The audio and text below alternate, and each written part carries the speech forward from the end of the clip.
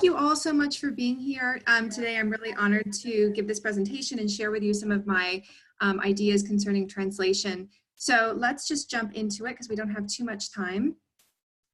So what I'd like to have us kind of start out with for this presentation is this quote by Michael Cronin, who's a translation studies scholar. And I think this will be a good way to sort of frame the conversation today. So he says, in the process of translation, the translator engages in a form of dual transcendence. On the one hand, there is the journey out into the source language, and on the other, there is the return to the target language. In the first instance, there is the discovery of another world, another way of saying and viewing things. And in the second, there is the knowledge of distance, of having considered our language from a remove. And so I wanted to start out with this because as we go through the sort of specific activities that I'll be suggesting for Ashford classrooms, this idea of going out towards another language and another culture and returning back to our own, I think you'll see that come back around, this sort of cycle. And so I will refer back to this as we go forward, but it's a good place to sort of start. So the goals for today, as you know, are, there's three main goals. The first is that I really want to give everyone some specific strategies that they can use in their classrooms so that you can at least take away some things that you can begin to implement in terms of rhetorical awareness and translation. And then we'll talk a bit about the value of interdisciplinary scholarship. Some of you may already be participating in this type of scholarship and have interdisciplinary interests.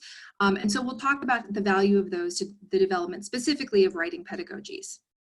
And then finally, I just want us to sort of kind of on the way out, think about how we can acknowledge and honor and harness our students' linguistic diversity and treat their linguistic diversity as expertises that they bring into our classroom spaces.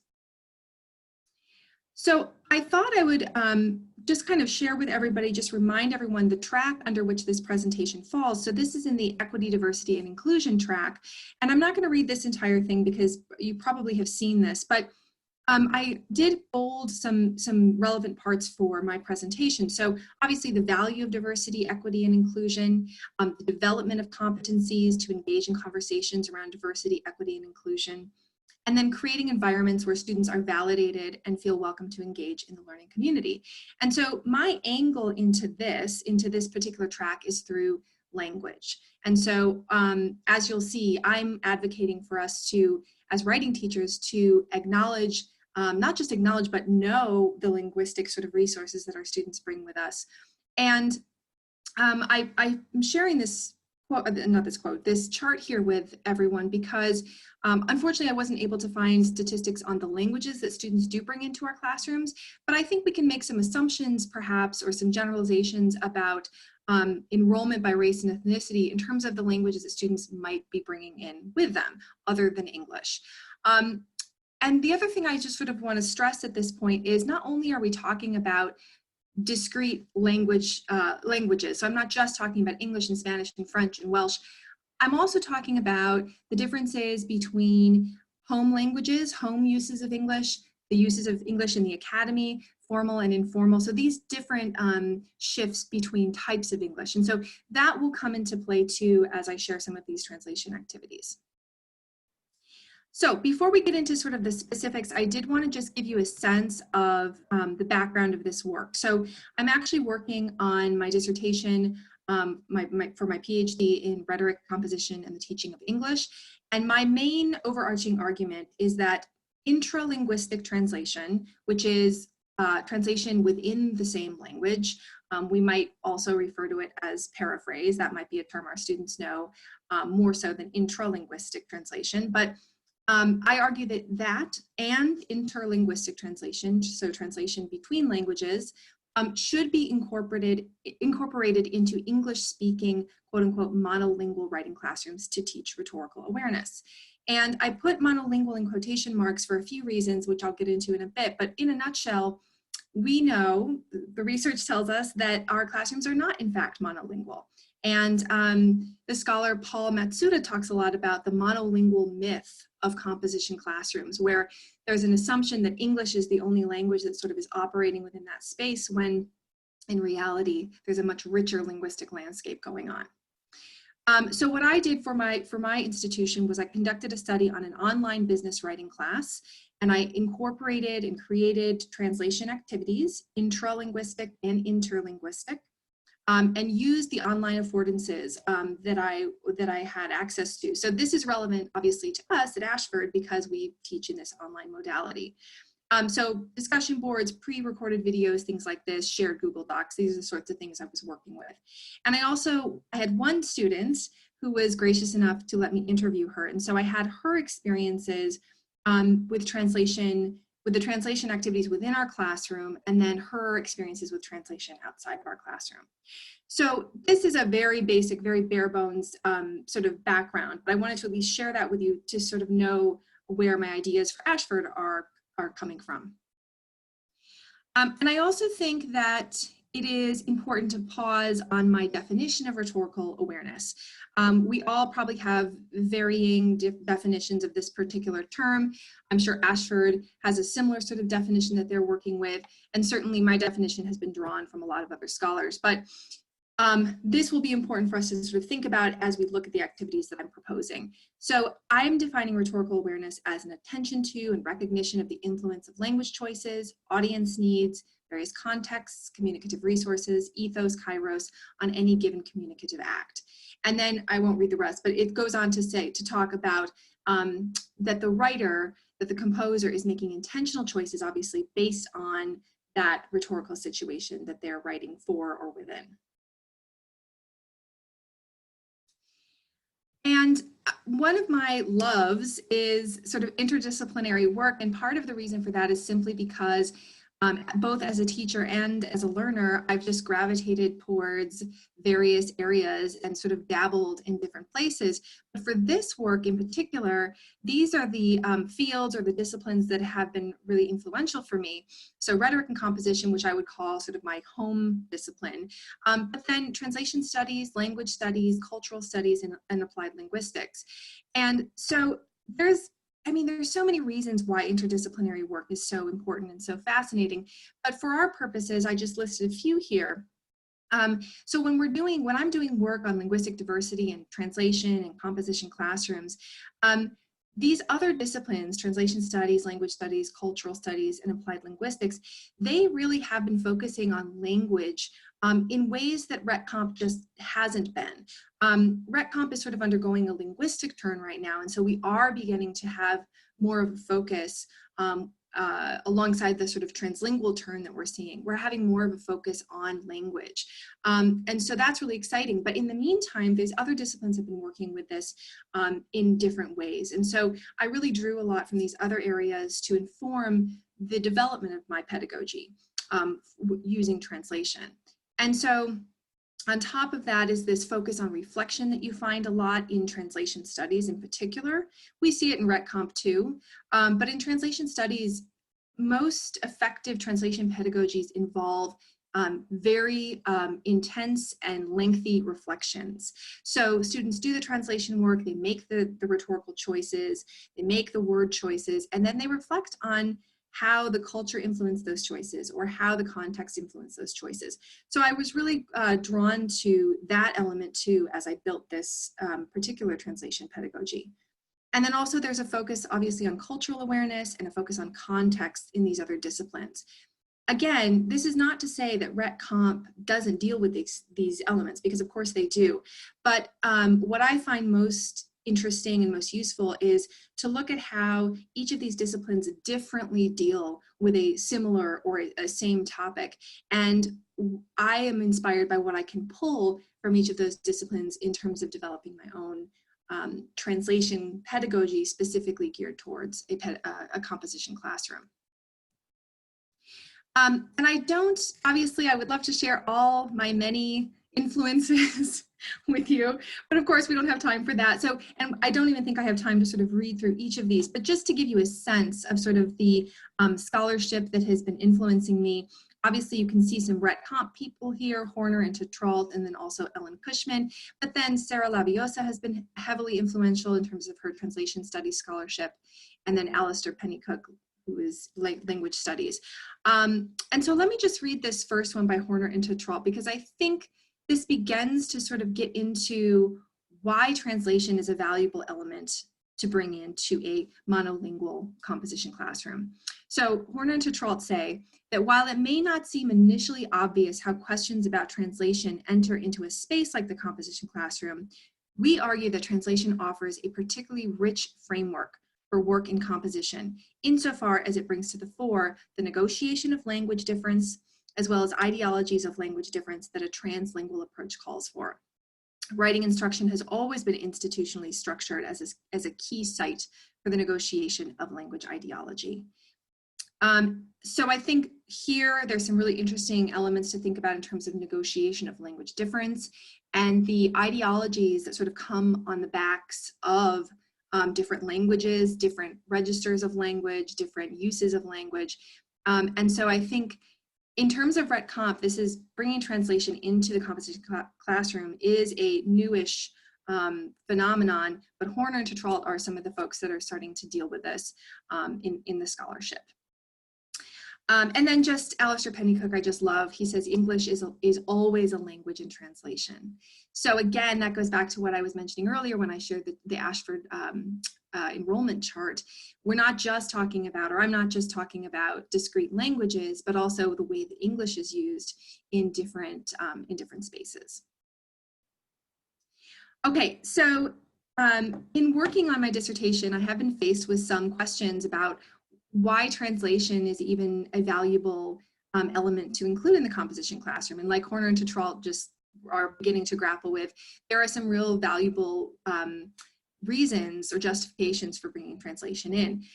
So I just want to share those with you in case some of you might be feeling like, well, how does this really, why are we asking our students to work with another language that's not English? And so to those sorts of comments and questions, I would say that to interact with other languages enhances not only our understanding and appreciation of those languages, but also of our own. And in this case, I'm talking about English. So we are, and this kind of returns to the Cronin quote, this idea of a cyclical or an ebb and flow sort of a thing where we go out towards another language, we learn about that language and its culture, and it brings us back to our own, and we go back out again. And I think this second part also speaks to that. Students can come to understand and recognize rhetorical approaches apparent in English writing in part by recognizing rhetorical approaches in other languages. So the sort of assessment of what other people do in other languages can also help us re-see the way that we structure our own rhetorical approaches. And it also helps students to see that rhetoric is culturally informed and that the way that we argue in English or within this US context may not be the way that other cultures and other languages argue. And that's a really interesting thing to think about for students.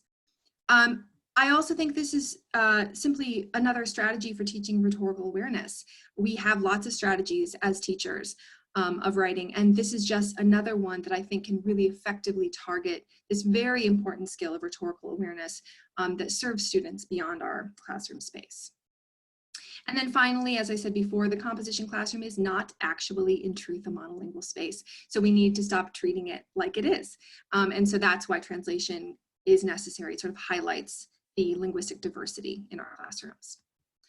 All right, so let's get into the specifics and into the really fun stuff that I think you guys can use potentially in your classroom. So I'm taking English 122 as an example because this is one of the classes I just most recently taught.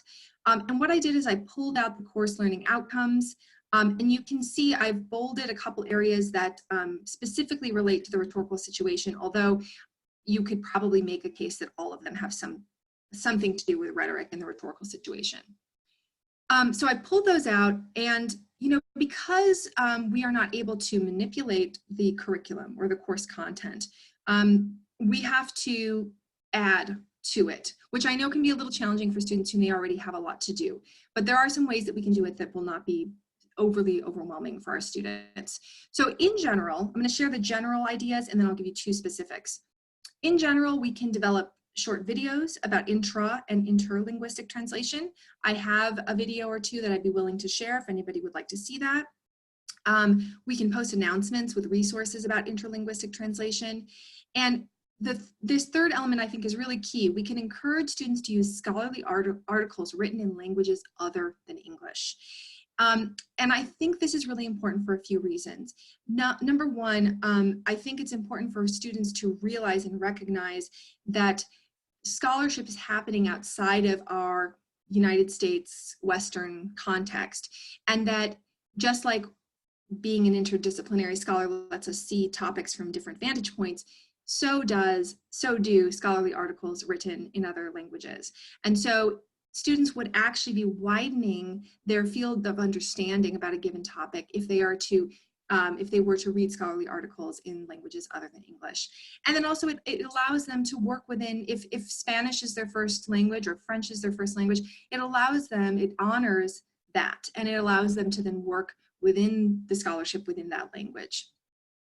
And then of course we can ask students to do translation work as extra credit activities.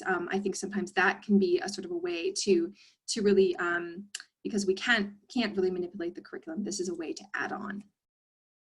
And these, I'm not going to go into these, but hopefully this PowerPoint will be accessible to you. These are 4 TED Talks that I personally share with my students to get them thinking about language and how it influences argument and how culture influences language and things like that.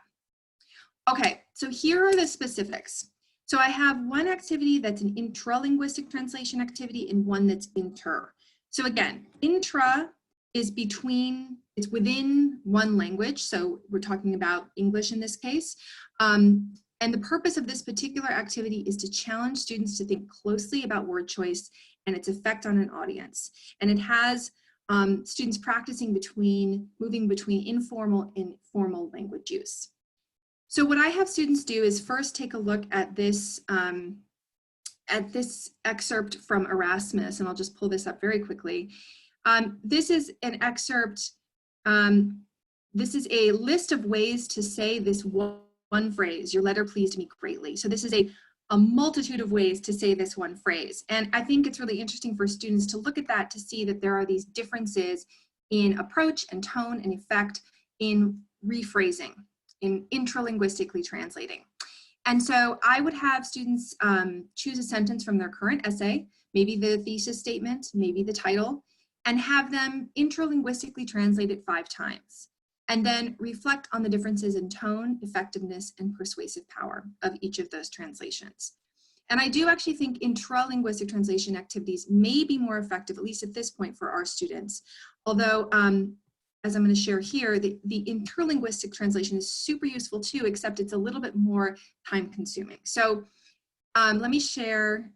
I just have a couple minutes left, so I apologize if I'm going a little fast. So the interlinguistic translation activity is to challenge students to think about the arrangement and the structure and the organization of arguments and how and if they might be culturally influenced. So there's instructions here for that. What I would do is put students in groups, either using our Ashford group function or maybe Google Docs if we have access to that. Assign them a short text to translate that's in a language other than English, and preferably find a text that would be useful to them in terms of the work that they're doing in the class. Assign students each a different translation tool, and then have them conduct that translation and then finesse it so it's readable and coherent. And then, as I said, there's a huge reflection piece here. Differentiate between the choices each student made so they can see in their groups, they can see all the choices that they each made.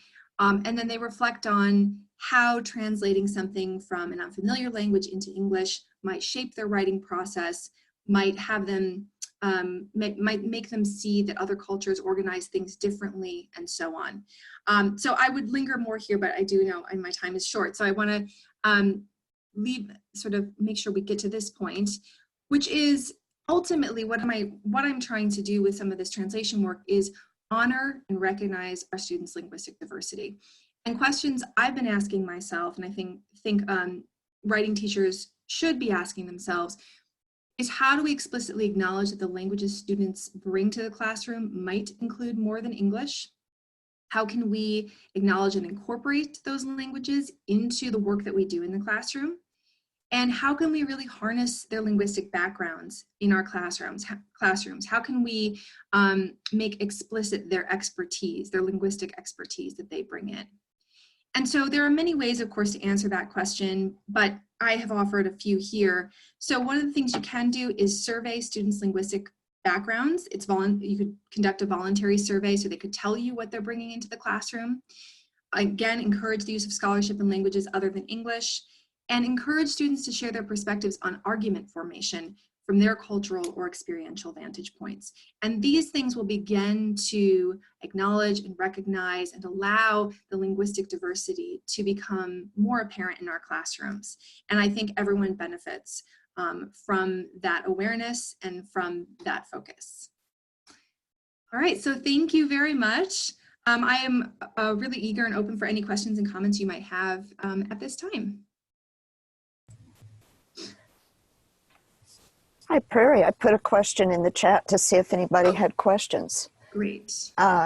There's none there yet. I did have a question myself because I used to work with ESL, and I'm just curious if you could give any examples that you of how you would lead the last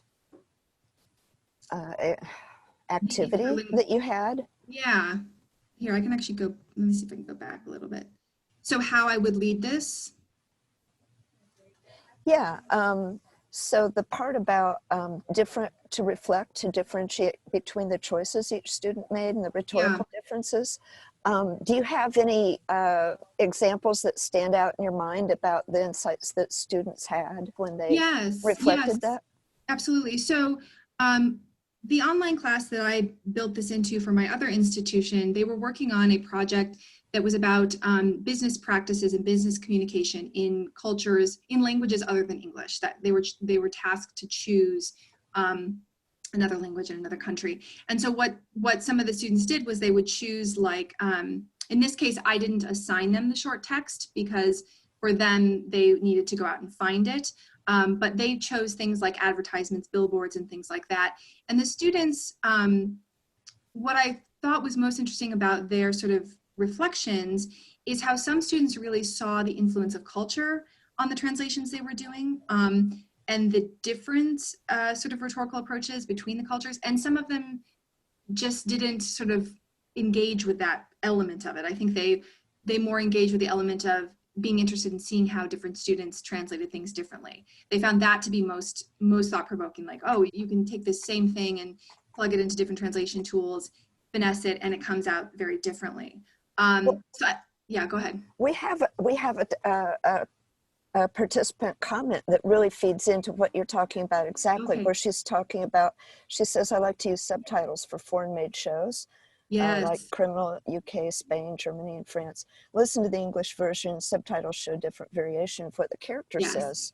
So that's exactly what you're talking about, isn't it? Yeah, that is, and there's a whole bunch of scholarship about translation, or about subtitles rather, and translation, and how, you know, there are certain constraints with a frame of film in terms of space, in terms of time. And so often what you see there translated in the subtitle is not actually what's being said, or it's not the entirety of what's being said. And I find that really fascinating, sort of on a side note, just like how that culture is being formed through the subtitles, which may or may not be complete. So this is so awesome. We're going to have this saved in the professional development library. Awesome. And so it's really great that we'll have this available there.